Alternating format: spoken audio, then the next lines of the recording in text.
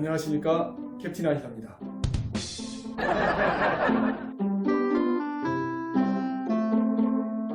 그동안 잘 지내셨습니까? 캡틴 아이사입니다. 오늘은 좀 더 재밌는 캐릭터를 찾아서 한번 분석해 보도록 하겠습니다. 자, 오늘 살펴볼 캐릭터는 제발 그만해! 이러다 우리 다 죽어! 아시겠습니까? 바로 한참 유행했던, 그리고 엄청난 상도 많이 받았던 드라마, 바로 오징어 게임의 최고령 캐릭터 오일남에 대해서 클래시컬 동정법 차원에서 한번 분석해 보도록 하겠습니다. 그럼 먼저 그 오일남이 드라마에서 하는 행동이나 대사에 대해서 먼저 살펴보도록 하겠습니다. 드라마에서 보면 오일남은 메인으로 나서 뭔가 문제를 해결하기보다는 한 발 뒤로 빠져서 다른 사람이 하는 거에 주로 묻어가는 역할을 많이 했습니다. 그리고 게임을 하면서도 어떨 때는 싱글벙글 웃기도 하고 하는 그런 캐릭터가 있었고요. 그리고 나중에는 보면 그 끝부터는 이 오징어 게임을 기획한 회사의 회장으로 나옵니다. 그러면서 자기는 이 삶이 너무 지루해서 어렸을 때 동네에서 놀았던 게임이 너무 재밌었던 기억이 있어 그거를 다시 한번 하면서 이 지루한 삶을 좀 재밌게 또 유익하게 하기 위해서 게임을 기획하고 만들었다고 하는 말을 끝에서야 합니다. 그런 걸 보면 이 오일남은 자기가 갖고 있는 환경이나 이런 거에 대해서 너무 물질적으로 풍부하고 풍요롭지만 삶이 지겨워서 이 지겨운 삶을 좀 더 뭔가 다이나믹하게 만들기 위해서 오징어 게임을 기획한 것처럼 내용상 나와 있습니다. 자, 이런 내용을 봤을 때 여러분들은 과연 좀 느낌이 왔나요? 이 오일남이 우리가 맨 처음에 클래시컬 동정법 하면 첫 번째로 구분해야 되는 식물계, 동물계, 강물계, 이 셋 중에 과연 오일남은 어디에 속할까요? 만약에 오일남을 직접적으로 앞에 두고 심층적인 상담을 통해서 이거를 분석하면 좀 더 자세하고 정확하게 나올 텐데, 이 드라마에 나오는 대사와 행동만 가지고 판단하다 보니 아마 여러분들과 저와는 또 차이가 있을 거고, 또 여러분들도 보시는 여러분들 사이에서도 여러 가지 의견이 나올 수가 있는데요. 이거는 상담이 아니라 그냥 행동 대사만 가지고 판단하다 보니 그건 어쩔 수 없다고 생각합니다. 하지만 이 캡틴이 볼 때 이게 그래도 가장 타당 있다고 생각하는 레메디를 찾는 거기 때문에 아마 여러분도 제 의견에 어느 정도 수긍을 하실 거라고 생각이 됩니다. 자, 그럼 다시 한번 이 오일남은 과연 식물계, 동물계, 광물계, 과연 어디에 속할까요? 여러분 한번 생각해 보십시오. 느낌이 오고 생각이 되든가요? 구분이 되든가요? 자, 이 캡틴이 봤을 때 이 오일남은 바로 식물계에 속하고요. 식물계의 하마멜리데의 마이아즘은 사이코틱 마이아즘인 칸나비스 인디카라고 생각이 됩니다. 그러면 칸나비스 인디카는 과연 무엇이냐? 바로 여러분도 많이 알고 있는 대마초입니다. 요즘 보면 세계 여러 나라에서 대마파를 합법화 시키는 나라도 꽤 많던데 우리나라는 아직까지 그 대마초는 불법이고요. 그래서 대부분 우리나라 사람들이 해외 여행 갔다가, 특히 태국에서 여행 갔다가 무심코 대마초가 들어간 식품이나 아니면 음식을 먹어서 거기서 대마초로 이렇게 몸에 체적이 돼서 나중에 한국에 돌아왔을 때 불법으로 걸리는 일도 있다고 합니다. 그러니까 여러분들은 그거 조심하시고요. 자, 그러면 하마멜리데의 사이코틱 마이아즘에 속하는 칸나비스 인디카에 대해서 한번 간단하게 한번 알아보도록 하겠습니다.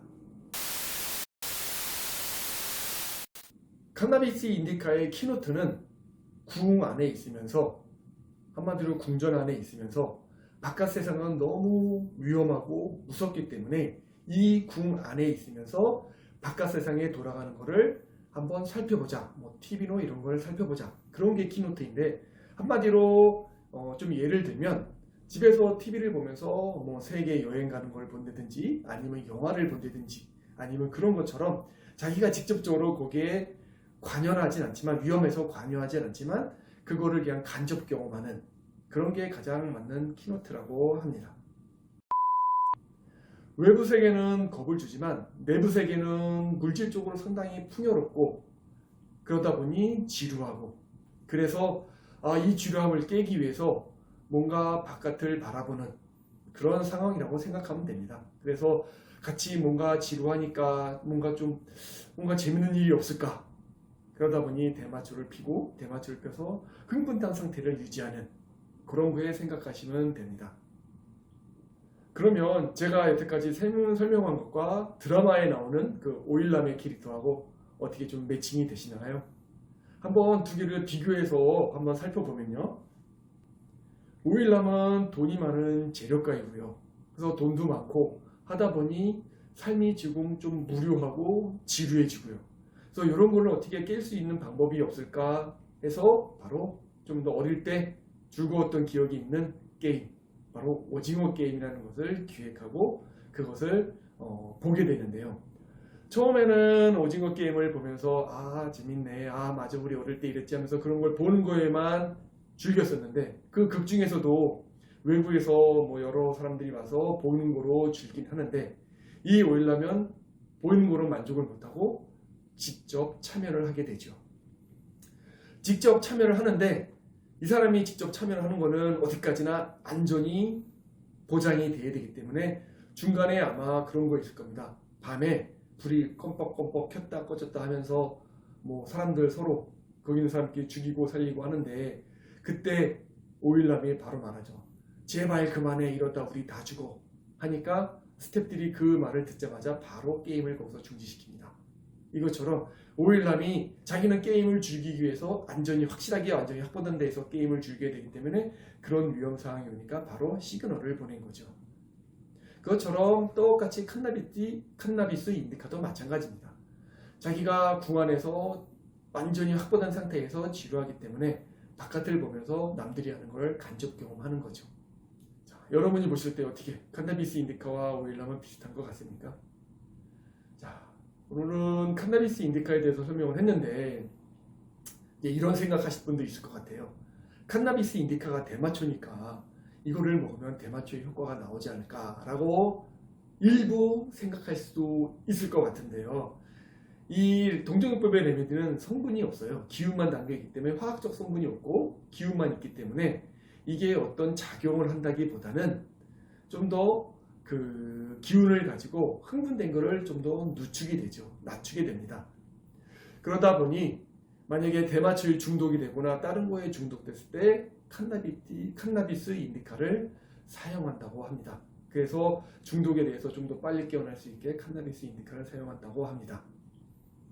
자, 여러분들 칸나비스 인디카, 대마초, 동정요법의 레메디로서는 전혀 위험하지도 않고 불법이도 아닙니다. 여러분 이거에 대해서 너무 혹하지 마시고 또 동정요법 레메디 중에 보면 그 아편 아니면 코케인 이런 성분도 있는데 이런 것들은 전혀 성분이 없겠고 그러는 마약 그 중독에서 조금 깨워주는 역할을 하지 마약 성분을 드러나게 하진 않기 때문에 전혀 걱정을 안 하셔도 됩니다. 자, 여기까지가 오늘 여러분들 위해서 준비한 건데 어떻게 좀 유익하셨습니까?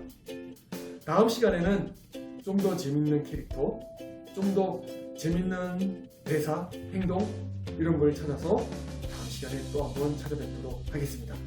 아니면 여러분들이 알고 싶은 캐릭터나 이런 게 있으면 추천해 주시면 제가 그 캐릭터에 대해서 한번 찾아서 그 동정요법 클래시컬 호메오패시 차원에서 체질 성정 성격을 한번 찾아보도록 하겠습니다.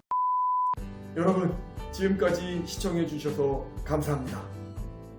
오늘도 남은 하루 멋있게 파이팅 하십시오.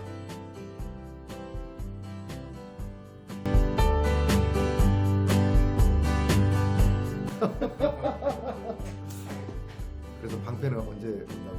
모르겠어요. 중국에서 언제 올지 모르겠는데 기다리려면 언젠가 올 거라고 기다리라고.